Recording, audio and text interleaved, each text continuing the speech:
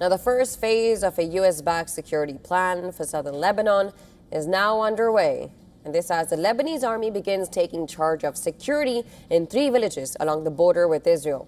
Now, the move is being closely watched as it tests a framework aimed at securing an Israeli military withdrawal and limiting Hezbollah's influence in the region. The Lebanese armed forces have started deploying in the southern villages of Fraun, Srifa, and Zatar al-Gharbia. It is designated as pilot zones under a framework agreement which was signed by Lebanon, Israel, and the United States on the 26th of June.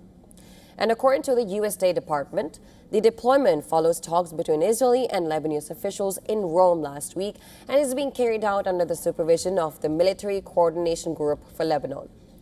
Now, under the agreement, Israel will gradually withdraw from parts of southern Lebanon, while the Lebanese army assumes sole responsibility for security and certifies that vacated areas are free of Hezbollah weapons and infrastructure.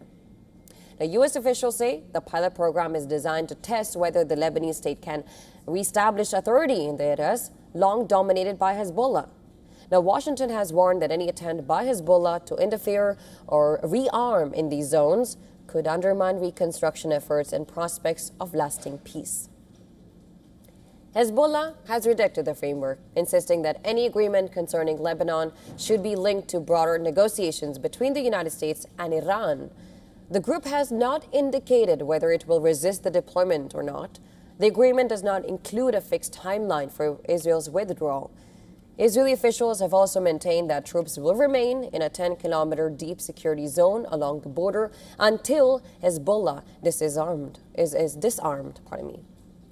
Now, the Israeli military has confirmed it will adjust troop deployments in one of the pilot areas to facilitate the Lebanese army's mission while maintaining what it calls its right to self-defense.